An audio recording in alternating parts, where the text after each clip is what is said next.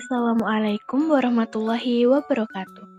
Hai teman-teman, bagaimana kabar kalian? Perkenalkan, nama saya Aura Maharani Jaya Krisanti. Hari ini kita akan membahas tentang gaya. Sebelum masuk ke materi, pertama-tama saya akan menjelaskan tentang capaian dan tujuan pembelajaran. Pada capaian pembelajaran, peserta didik mampu memahami gerak, gaya, dan tekanan termasuk pesawat sederhana. Sedangkan tujuan pembelajaran meliputi: pertama, peserta didik memahami konsep dasar gaya dan jenis-jenis gaya di kehidupan sehari-hari. Kedua, peserta didik memahami alasan mengapa gaya dapat merubah arah gerak benda. Ketiga, peserta didik mampu menghitung arah resultan gaya. Keempat, peserta didik memahami macam-macam gaya. Kelima, peserta didik memahami konsep kelembaman dan penerapannya dalam kehidupan sehari-hari. Keenam, peserta didik mampu menganalisis hubungan antara gaya, massa, dan percepatan. Ketujuh, peserta didik mampu merancang eksperimen sederhana untuk membuktikan prinsip aksi dan reaksi. Terakhir, peserta didik mampu mengimplementasikan prinsip gaya dalam kehidupan sehari-hari. Apakah kalian sebelumnya sudah tahu apa itu gaya? Ya, benar. Untuk mengetahui apa arti gaya, perhatikan baik-baik ya kedua gambar ini. Gambar orang yang pertama sedang mendorong meja ke arah kiri, dan gambar orang yang kedua sedang menarik koper ke arah kanan. Nah, tarikan dan dorongan yang dilakukan oleh orang tersebut dinamakan dengan gaya. Gaya diartikan adalah tarikan dan dorongan. Untuk mempelajari tentang gaya, teman-teman harus mengetahui terlebih dahulu lambang, satuan, dan alat ukurnya. Lambang gaya adalah F, berasal dari kata force, satuannya Newton atau disimbolkan dengan huruf N, dan alat ukurnya neraca pegas atau dinamometer, seperti gambar berikut. Terdapat beberapa pengaruh gaya terhadap benda.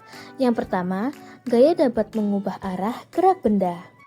Yang kedua, gaya dapat mengubah bentuk benda. Yang ketiga, gaya dapat mengubah kecepatan benda. Dan yang terakhir, gaya dapat membuat benda dia menjadi bergerak. Selanjutnya, kita bahas macam-macam gaya. Yang pertama, ada gaya sentuh, misalnya gaya otot, gaya pegas, gaya mesin, dan ada satu lagi, gaya gesek. Mengapa sih disebut dengan gaya sentuh? Karena munculnya gaya harus bersentuhan satu sama lain. Kemudian yang kedua ada gaya tak sentuh. Misalnya gaya gravitasi, gaya magnet, dan gaya listrik statis. Mengapa sih disebut dengan gaya tak sentuh? Karena gaya tersebut dapat muncul sekalipun tanpa bersentuhan. Selanjutnya kita bahas resultan gaya atau perpaduan beberapa gaya. Terdapat dua kemungkinan mencari resultan gaya. Yang pertama, jika gayanya searah. Jika beberapa gaya bekerja pada sebuah benda dan arahnya sama, maka tinggal kita tambah F1 ditambah F2. Dan jika gayanya berlawanan arah, tinggal kita kurangi F1 dikurangi F2.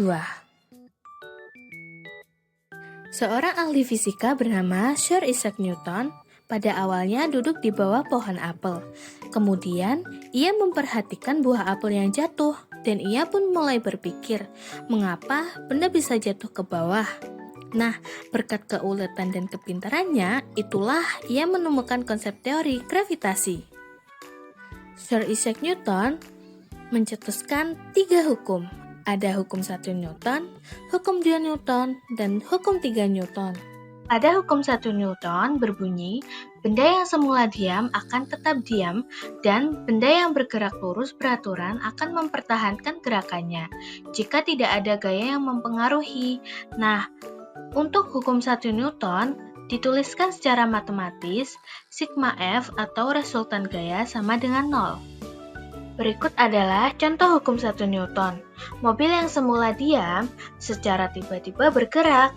Orang yang ada di dalam mobil akan terdorong ke belakang sesaat, tapi akan kembali ke posisi semula. Karena ini sesuai dengan hukum 1 Newton yang berbunyi, setiap benda akan mempertahankan posisinya. Hukum 2 Newton. Bunyi hukum 2 Newton adalah benda yang memiliki gaya akan memperoleh percepatan yang besarnya berbanding lurus dengan jumlah gaya dan berbanding terbalik dengan masanya. Secara matematis, hukum 2 Newton dituliskan sebagai sigma F atau resultan gaya sama dengan M dikali dengan A atau massa dikali dengan percepatan gerak benda. Ini adalah contoh hukum 2 Newton. Perhatikan baik-baik. Ada orang yang sedang mendorong mobil, yang satu mobil memiliki massa 700 kg. Satu lagi memiliki massa 2600 kg. Nah, semakin besar massa benda, maka percepatan gerak yang semakin kecil, artinya mobil yang memiliki massa yang kecil akan bergerak lebih cepat dibandingkan mobil yang massanya lebih besar. Contoh hukum 2 Newton yang lain adalah seperti ini. Perhatikan baik-baik ya. Perbedaan kedua gambarnya. Semakin besar gaya, maka percepatan gerak benda semakin besar.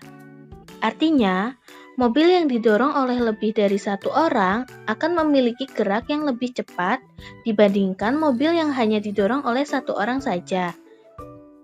Nah, yang terakhir, hukum 3 Newton.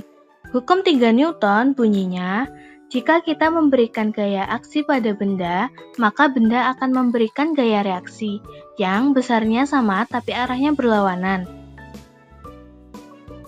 Secara matematis, bunyi hukum 3 Newton ini dituliskan sebagai F aksi sama dengan min F reaksi.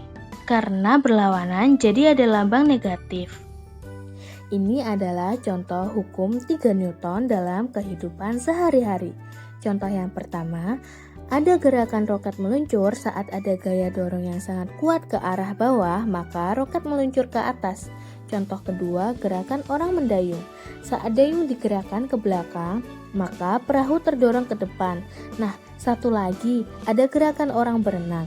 Saat tangan digerakkan ke belakang, maka tubuh orang akan terdorong ke depan. Nah, itulah tadi materi kita tentang gaya. Bagaimana? Apakah kalian sudah memahami? Semoga sudah ya. Kalau begitu, saya, Aura Maharani, pamit undur diri. Wassalamualaikum warahmatullahi wabarakatuh. Bye-bye.